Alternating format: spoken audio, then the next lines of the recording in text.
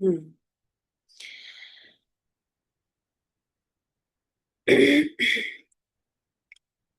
तो हम हर रोज एक नक्षत्र के बारे में सिर्फ पढ़ रहे हैं, जानकारी ले रहे हैं। जैसे पुनर्वसु आज का नक्षत्र है, और उसका जो प्लांट है उसका नाम है बांस, बैम्बू, बैम्बू ट्री। और आयुर्वेद में जो बैम्बू ट्री है उसको बहुत महत्व दिया गया है। हमारे बैम्बू, जो बांस होता है उसके पोर होते हैं, और पोर के अंदर ना अ, उसको बोलते हैं वंश, वंश बोलते हैं। तो पुनर्वसु, जैसा कि नाम आप देख ही रहे हैं कि पुनर्वसु की एक हर हर पल एक नई उत्पत्ति का भाव होना, कि हर पल हम नए हो रहे हैं, नए बन रहे हैं, है ना। और जो बांस है उसके अंदर जो वंश बोलते हैं उसको वंश लोचन बोलते हैं। जैसे हम जो खांसी की हमारी मेडिसिन होती है सीतोपलादी चूर्ण, तो उसके अंदर हम वंशलोचन डालते हैं। वंशलोचन एक ऐसी चीज है, अगर हम उसको खाएं तो अमृत तत्व की प्राप्ति होती है, ये कहा जाता है। लेकिन आज की डेट में कहीं वंशलोचन हमें मिलता नहीं प्योर, क्योंकि बांस रहे नहीं। बांस को हम अ, उसको बड़ा भी करते हैं तो उसका प्रॉपर टेक केयर नहीं करते, नहीं टेक केयर करते तो बांस के अंदर वो वंशलोचन बनता नहीं। तो वंशलोचन अभी यहाँ पर अगर हम देखें अपनी इंडिया में, तो वंशलोचन मिलने का कहीं पर भी मिल ही नहीं सकता। क्योंकि उसकी जो एक नेचुरल वे में, जो फॉरेस्ट में, जंगल में जब वंश लोचन या ये बांस जब बड़े होते थे तो उसके पोर होते हैं ना, पोर के अंदर वो मिलता है, तो चोरी कर लेते हैं। जैसे उशीर के बारे में बताया था कि जो उशीर है जिससे इत्र बनता है, उसकी भी चोरी कर लेते हैं। और देखो खासियत क्या है उशीर की, कि वो ऐसी जगह में मिलता है कि जहां पर शहर के सारे गंदे नालों का कीचड़ इकट्ठा होता है। मतलब आप देखो कि पौधों के अंदर कितनी शक्ति होती है, कि उशीर का प्लांट, वेटेवर ग्रास जो होता है, आप देखोगे कि जब शहर जहाँ बसा हुआ होता है और उसके बाहर हम सड़क पे जाते हैं, तो बहुत लंबे लंबे ऐसे घास जैसे लंबे लंबे आपको पत्ते जैसे पौधे दिखते हैं। जाते जाते आप सड़क पे जाओगे तो साइड में कहीं थोड़ी सी दूरी के ऊपर बड़े बड़े पत्ते वाला घास वाला ऐसे पेड़ दिखता है, और उसके नीचे जो वो जड़ होती है, वो उसमें जड़ के अंदर वो खुशबू होती है। तो उसकी भी चोरी करते हैं। मतलब जिसको पता लग जाए कि जो जड़ का बाहर का आवरण होता है, तब तक कोई खुशबू नहीं होती। लेकिन जैसे ही हम जड़ को अलग करते हैं, खोदते हैं वहां पर, और उसके बाद उस जड़ का थोड़ा सा ऐसे उसकी स्किन उतारते हैं, तो खुशबू से भर उठता है। इतनी खुशबू समाई हुई होती है। अब आप देखो कि इतना ही गंदगी में, मतलब चारों तरफ पूरा मल है, सारे शहर का मल इकट्ठा हो रहा है, और वहां पर उशीर उग रहा है, और उशीर उगने के बाद उसकी जड़ में वो खुशबू होती है। तो अब इससे हमें क्या शिक्षा मिलती है? हमें ये शिक्षा मिलती है कि ये जो माया से बना हुआ हमारा संसार है, इल्यूजन्स हैं, डिल्यूजन्स हैं, पेन्स हैं ना, उसके बावजूद भी हम अपने अंदर अपनी उस सोल लेवल पे अपनी जीवन को जी सकते हैं ना। और इसी तरह ये वंशलोचन होता है। जो वंशलोचन है वो भी इसी तरह का है,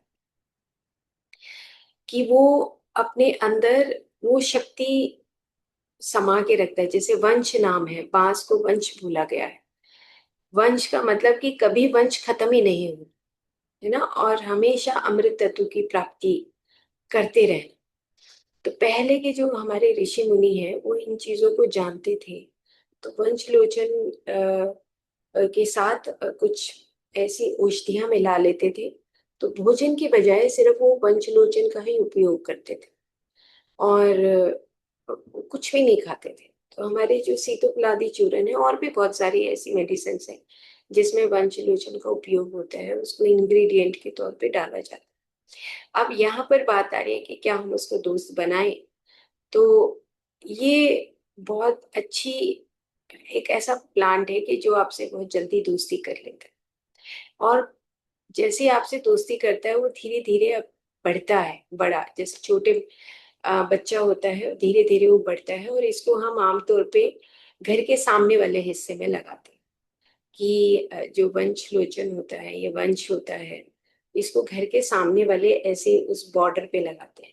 और आजकल तो घर में भी रखा जाने लगा है, छोटे से अंदर जो है वो कांच का जो पॉट होता है उसके अंदर भी छोटे छोटे वंश वो रखते हैं, ये बांस के पौधे रखते हैं कि इससे प्रॉस्पेरिटी आती है, कि अनएंडिंग प्रोसेस ऑफ प्रॉस्पेरिटी, धन आता है, शांति आती है और हमारी हेल्थ, स्वास्थ्य अच्छा होता है। ऐसे उसको आजकल घरों में टेबल के ऊपर भी आप देखते होंगे। ओके, तो अब हम तो यहाँ पर पेड़ से दोस्ती करने की बात कर रहे हैं कि आप दोस्ती कर सकते हो, ठीक है। तो अब हम आगे चलते हैं। पेड़ से दोस्ती करने के लिए मैंने एक बहुत पहले भी ये पुस्तक दिखाई थी, प्लांट स्पिरिट मेडिसिन, इसका फोटोग्राफ भेजा था, ये journey into the healing wisdom of plants. अब मान लो कि हमें कोई अपने अंदर लगता है कि कोई पेन है, कोई दुख है ना, कोई शिकायत है या कोई अंदर गम है या हम खुश नहीं हैं, किसी भी तरह का हमारे अंदर कोई भाव है, खुशी का भाव नहीं है, तो हम जब जिस पेड़ के पास जाते हैं तो ये बता रहे हैं कि आ, इस पुस्तक का एक पेज मैंने स्क्रीनशॉट करके लगाया है। तो इसमें कहते हैं कि पेड़ से सबसे पहले आप फ्रेंडशिप करो और साइलेंस में चले जाओ। पेड़ भी शांत है, आप भी शांत हो जाओ। शांत होने के बाद वो बताते हैं कि उस पेड़ के पास जड़ है, तना है, टहनियां हैं, पत्ते हैं और फूल है, फल है, बीज है। अब प्लांट आपसे बात करेगा कि मेरी कौन सी चीज तुम ले सकते हो, और वो बताएगा आपको जब आपकी दोस्ती हो जाएगी।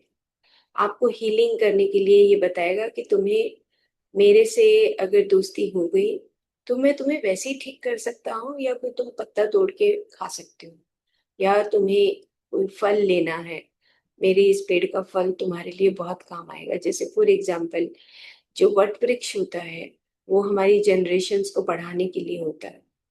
वट वृक्ष के लिए पूरा गांव वट वृक्ष की पूजा करता है।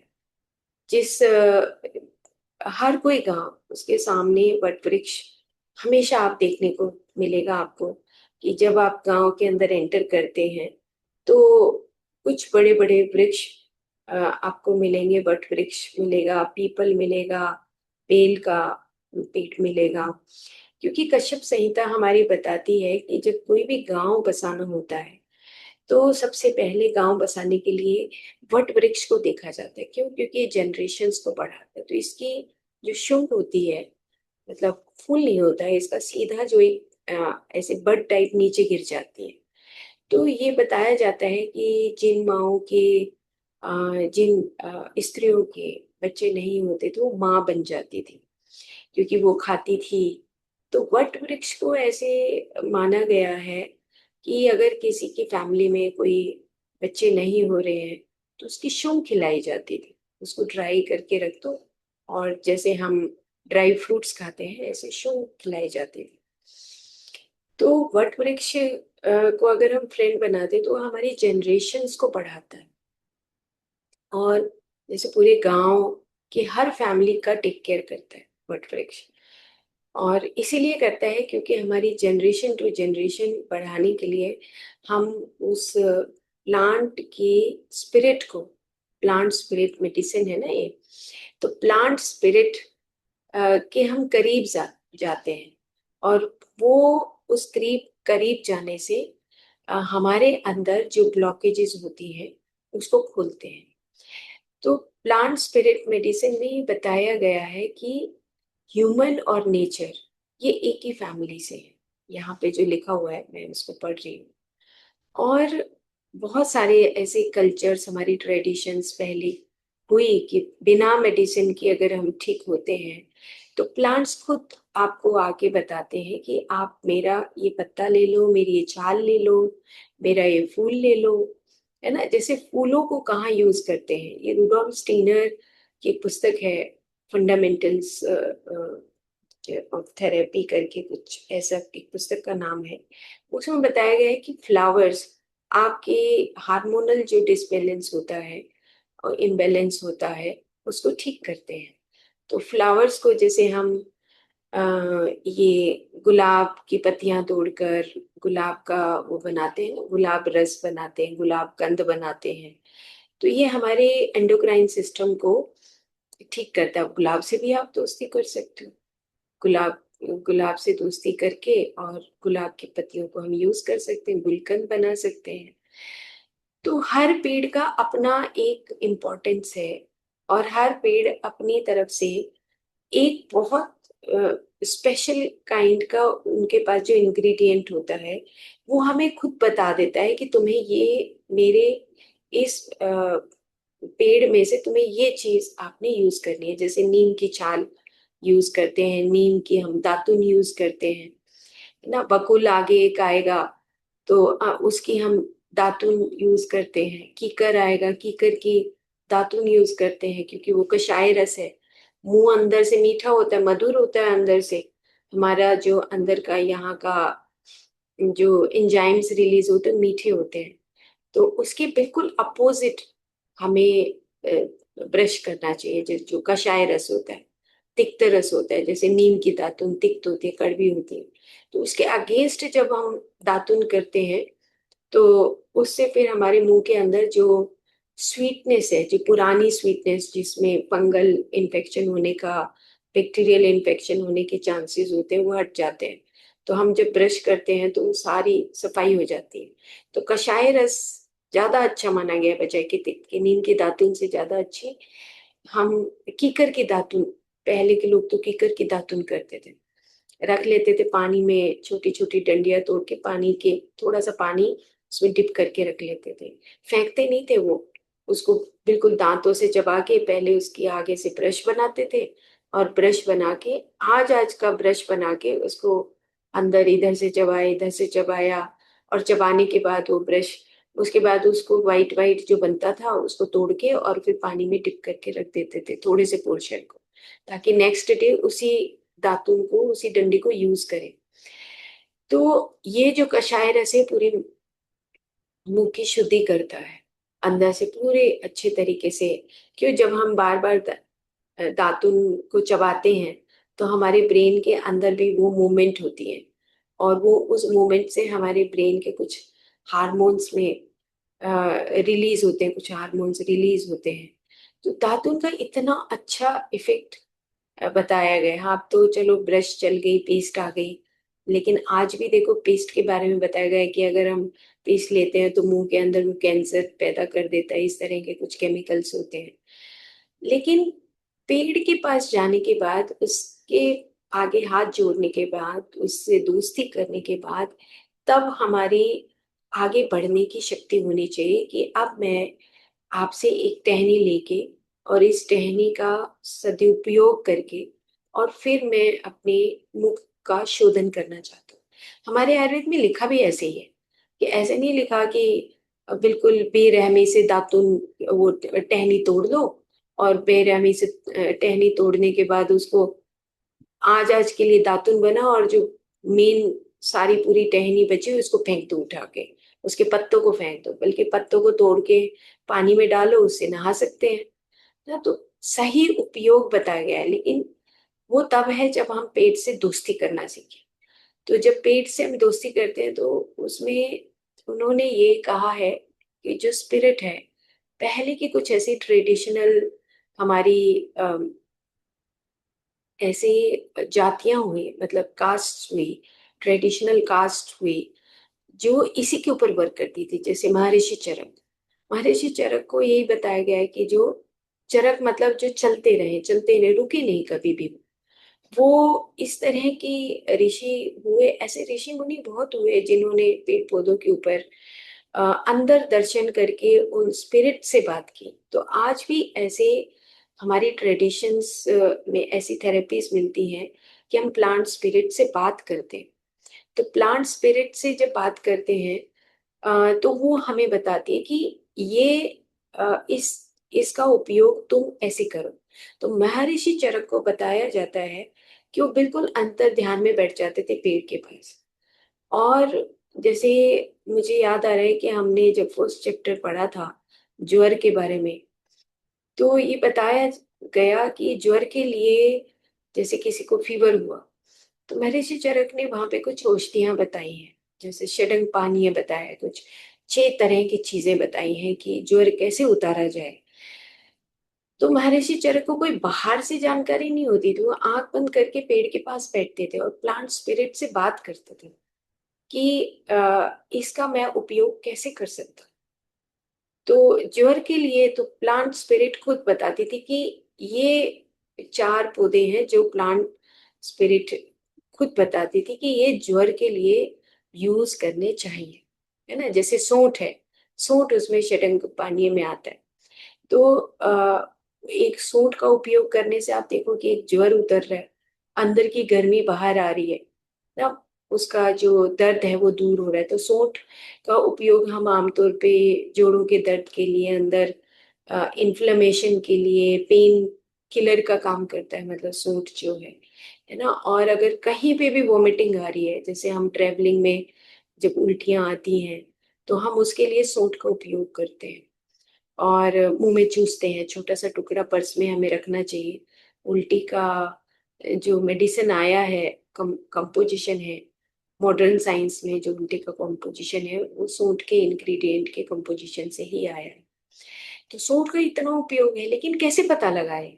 ये ऐसे पता लगा कि जो प्लांट स्पिरिट है वो हमारे ऋषि मुनियों से बात करती थी कि मैं इस काम के लिए, जैसे हार श्रृंगार है, हार श्रृंगार से भी आप दोस्ती कर सकते हो। हार श्रृंगार को देखोगे तो उसके ना, उसकी जो ट्रंक है उसके ऊपर एक बहुत मोटी सी ऐसे वेल दिखेगी आपको। जैसे हमारी वो दिखती है ना, जैसे हाथ पे नालियां दिखती हैं, ये वेन दिखती है ऐसे। ऐसे ही आपको हार श्रृंगार के पेड़ पे भी एक वेन दिखेगी। तो वो शियाटिका के लिए बहुत अच्छा यूज होता है उसका। आप हम अगर उसके ट्रंक को पकड़ के उसको हक करते हैं, प्यार करते हैं, तो हार श्रृंगार हमारे उस शियाटिका पेन को, बैक पेन को, हमारे लोअर बैक पेन को, टांगों के दर्द को दूर करता है। उसके पास हम बैठते हैं और उसके पत्तों को नीचे जो टूट के गिर जाते हैं, रफ से होते हैं उसके पत्ते, और उसका हम अगर काढ़ा बना के पीते हैं, जैसे पानी में डिप करके रखते हैं, उसको उबाला और उसको छान के पी गए, तो बहुत अच्छा काम करता है ना। ऐसे ही मुझे याद आ रहा है कि जो लसोड़ा एक पेड़ होता है ना, और लसोड़े का पेड़ आपने देखा भी होगा कि लसोड़े लगते भी हैं, कुछ उसके फ्रूट्स लगते हैं, उसको खाते हैं कि स्किन इन्फेक्शंस के लिए खाते हैं उसको, कि बॉडी की प्योरिफिकेशन के लिए। लेकिन मैंने ये उपयोग देखा कि जब मैं सोनीपत में पोस्टिंग थी मेरी, तो वहाँ पे गुलाब की खेती बहुत होती है। और वहाँ पे 5 स्टार्स में जो गुलाब जाते हैं, तो वो वहीं की महिलाएं सुबह सुबह 3:30 बजे लालटेन में तोड़ती हैं।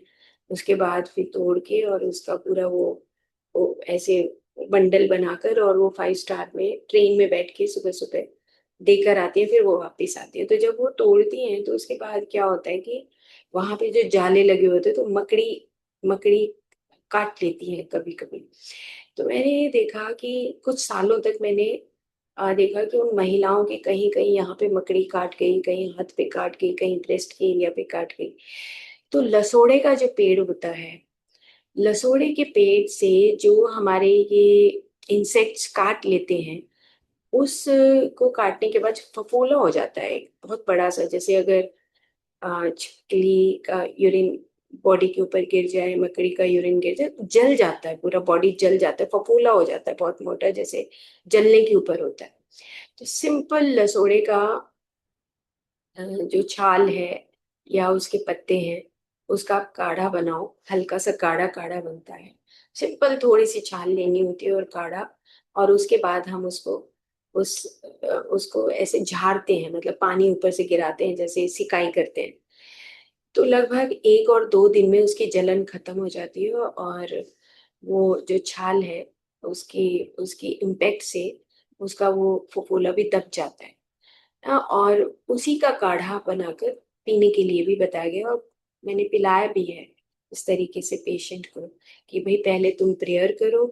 तुम लसोड़े के पास जाओ, जैसे सराउंडिंग में गांव के आसपास होता है लसोड़े का पेड़, तो आप पहले प्रेयर करो, फिर उससे पूछो कि क्या मैं तुम्हारी छाल ले सकता हूँ, और जो पत्ते नीचे गिरे होते हैं उनको इकट्ठा कर लो, उसके बाद उसको। तो ऐसे बहुत सारी महिलाएं ठीक हुई। और पूरे गांव को अब ये पता है कि लसोड़े का पेड़ जो है, अगर मकड़ी काट जाए या कोई ऐसा कीड़ा काट जाए तो उसके विष को दूर करने के लिए हम इसका प्रयोग कर सकते हैं। तो अब लसोड़े का पेड़ क्या करता है कि नीचे से धरती का विष लेता है, और विष लेने के बाद वो हमारे विष को दूर करता है। मतलब धरती की भी हीलिंग करता है और हमारी भी हीलिंग करता है। जैसे फॉर एग्जाम्पल कि अब दूसरी तो हम किसी भी पेड़ से कर सकते हैं। जैसे एरेंड का पेड़ की बात भी हमने बहुत बार बात की है। अपने ही यहाँ पर डिस्कशन किया है कि जो एरेंड का पेड़ है वो कहाँ उगता है। वो भी जहाँ पे सबसे ज्यादा गंदा होता है, जहाँ पे इस मलबा पड़ा होता है, वहां पे अपने आप ही एरेंड का पेड़ उग जाता है ना। अब वो एरेंड का पेड़ उगेगा नीचे से, सारी वहां की धरती को हील करने के लिए, उस धरती को सुख देने के लिए, वो अपने अंदर उस गंदगी के माध्यम से, उसके अंदर वो शक्तियां उस पेड़ के पास हैं जो किसी के पास भी नहीं। देखो एरेंड के पास इतनी शक्तियां हैं कि वो किसी पेड़ के पास भी नहीं। उसके पत्तों को हम जी कहाँ कहीं पर अगर ज्वाइंट पेन है तो उसके पत्तों को बांधते हैं। और एरंड के फल का भी इसी तरह पोटली बना के हम पूरी बॉडी के ऊपर स्वेदन करते हैं। और एरंड का अगर तेल है तो हमारी मल की शुद्धि करता है। मोस्ट कॉन्स्टिपेटेड अगर कहीं पर कोई जो पर्सन होते हैं, उनकी अगर हमें कॉन्स्टिपेशन बहुत इजीली दूर करनी है, तो सिंपल 1 चम्मच रात को सोते हुए आधे गिलास दूध में हम एरंड का वो 1 चम्मच तेल डालकर, और उसको सुबह सुबह उसकी मल की शुद्धि हो जाता है। तो वो धरती का मल भी दूर करता है, और फिर उसके साथ साथ हमारी बॉडी का मल भी दूर कर देता है। तो इस टाइप से जो पेड़ हैं वो उनसे हम दोस्ती करें। और प्लांट स्पिरिट मेडिसिन में तो ये बताया गया है कि उनकी जो स्पिरिट है, यानी कि जो उनकी सोल है, उससे अगर हम बात करते हैं तो वो हमें खुद में नॉलेज देते हैं कि तुम सिर्फ मेरी जड़ के पास बैठ के और तुम आराम से मेडिटेट करो, और उसके बाद मैं तुम्हें बताऊंगा कि तुम्हें मेरा उपयोग कैसे करना है। ठीक है। अब ये एक जश्मोहीन की बात भी हम कई बार हम कर चुके हैं। तो ये जश्मोहीन है जो खाती ही नहीं है, खाना ही नहीं खाती।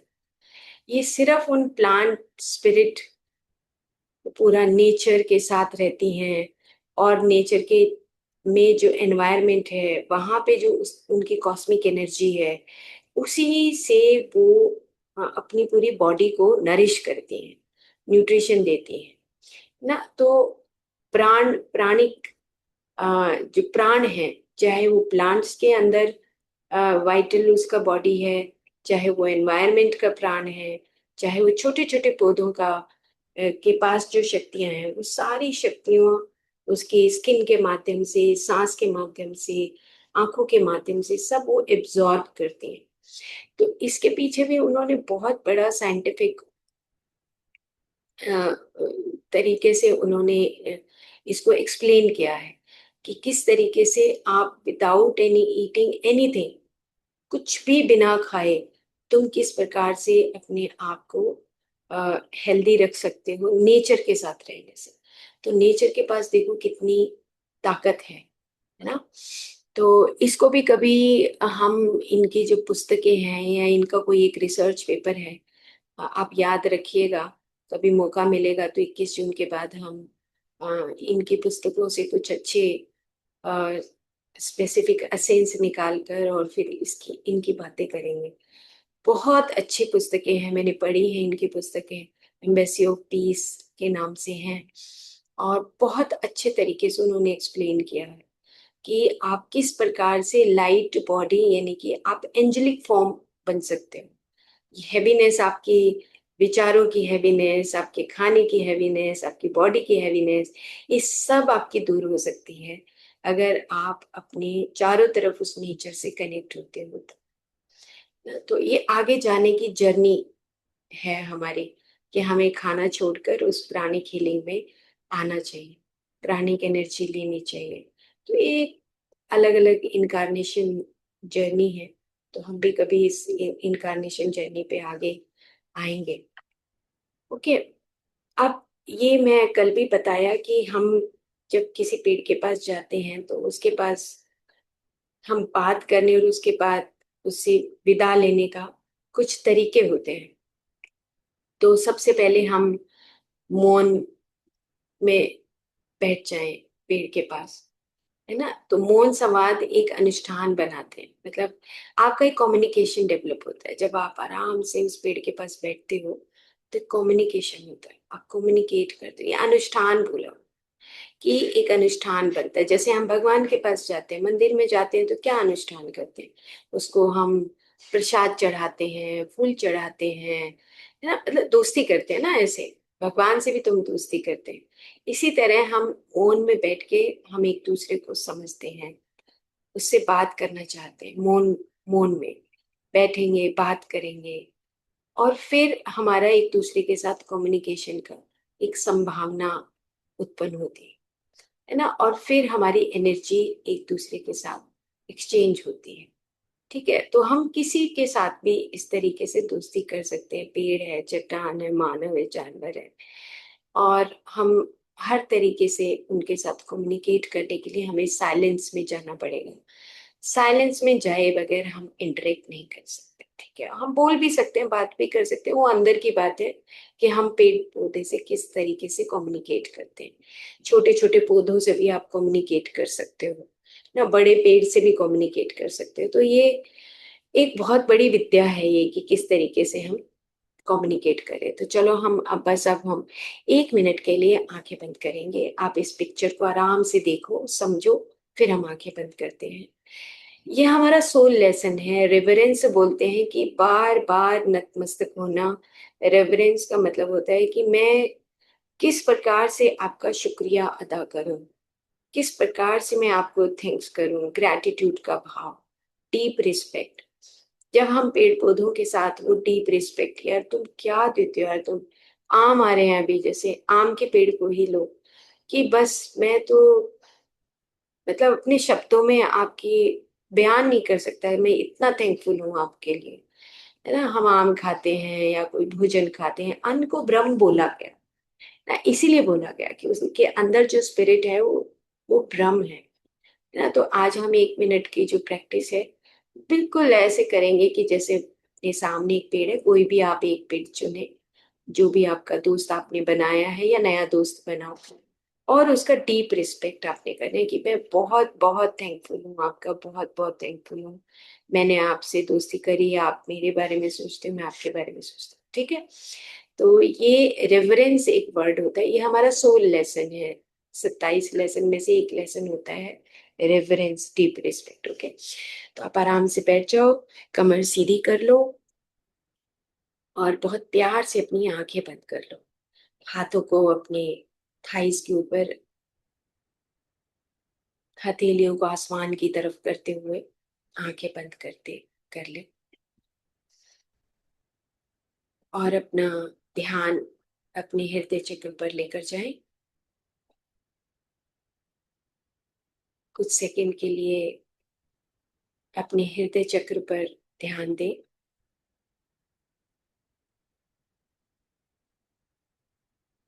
और धड़कन को सुने, इलेक्ट्रोमैग्नेटिक फील्ड को देखें। गहरा सांस भरें, गहरा सांस छोड़ें।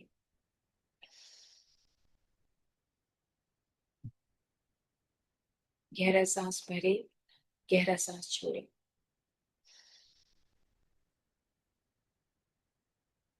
गहरा सांस भरें, गहरा सांस छोड़ें।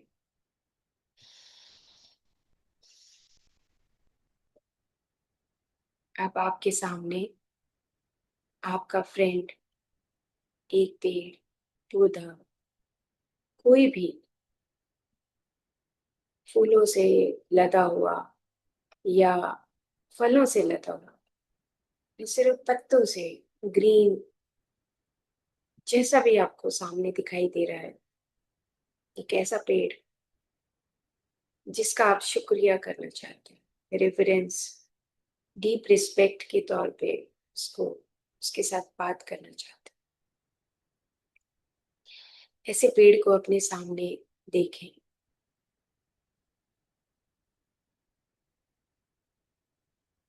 पेड़ की जहां पर उनकी मिट्टी है, धरती है, वहां पर जो जड़ें हैं, वहां तक अपना ध्यान लेकर जाएं। देखो कि ये जड़ें कहाँ तक फैली हुई है, किस तरह की मिट्टी है, किस तरह की जड़ें हैं, पतली है, मोटी है, तना यानी कि ट्रंक, जिससे अपने हाथों से मैं उसे प्यार कर सकता हूँ, छू सकता हूँ, उसको पकड़ सकता हूँ, हक कर सकता हूँ।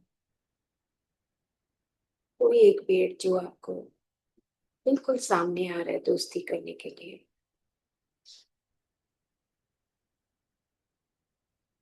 उसकी शाखाओं को देखें, पत्तों को देखें।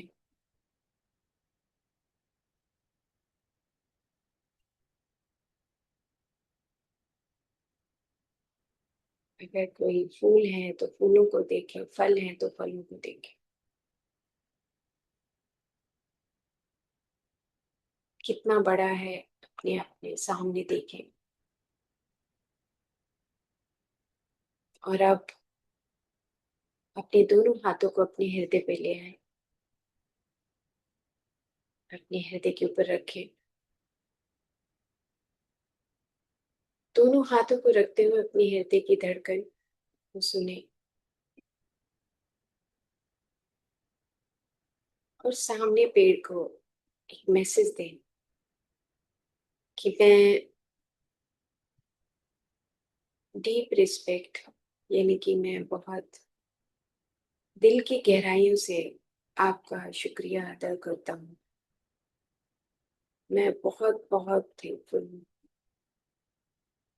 किस प्रकार से मैं आपका शुक्रिया अदा करूँ कि तुमने मुझे फल दिया, या मैंने जब तुमसे प्यार किया तो तुमने मुझे हील किया।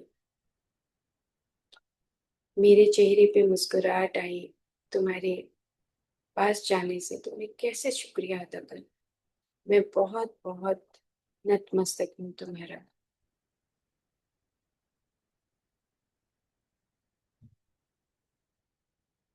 मैं तुम्हारे से बहुत कनेक्टेड महसूस कर रहा हूँ। बहुत थैंकफुल हूँ।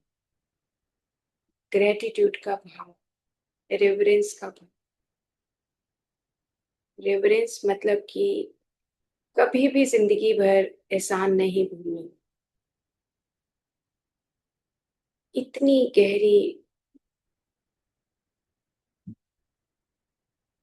आदर, इतना गहरा प्रेम।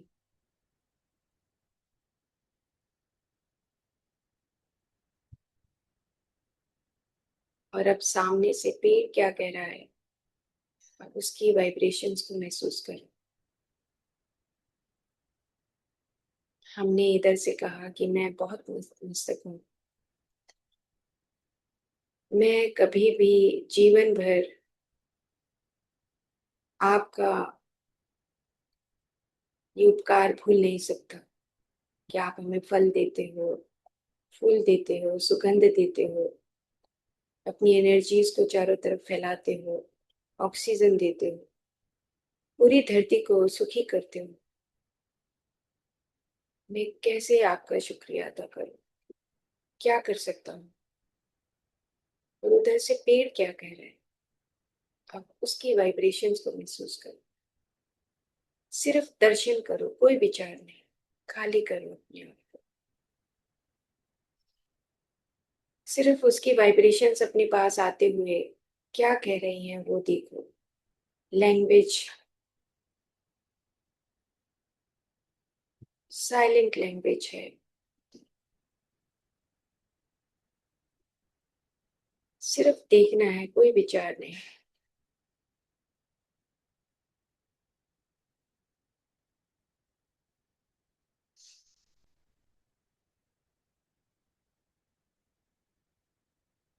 अंदर से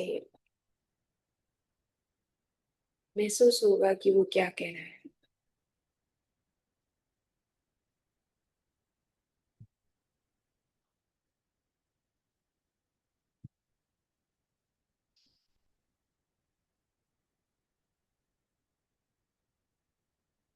धीरे धीरे अपने दोनों हाथ अपने थाइस पर रखें, रिलैक्स करें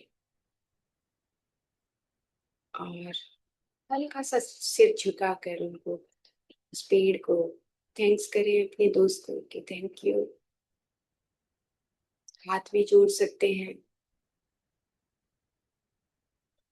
और खुशी खुशी से उसको विदा करें कि मैं तुम्हारे से हर रोज बात करूंगा। ऐसे करते हुए गहरा सांस भरे, गहरा सांस छोड़े।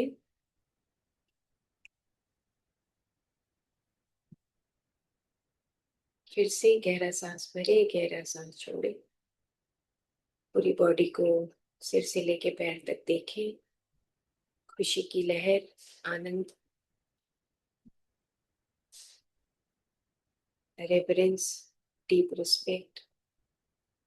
जीवन भर नहीं भूलना। हम बहुत जल्दी भूल जाते हैं, कोई हमारे ऊपर एहसान करता है, लेकिन ये एक ऐसा दोस्ती है कि जिसमें हम कभी जीवन भर भूल नहीं सकते। ऐसे करते हुए आराम से, बहुत ही प्यार से अपनी आंखें बंद करें।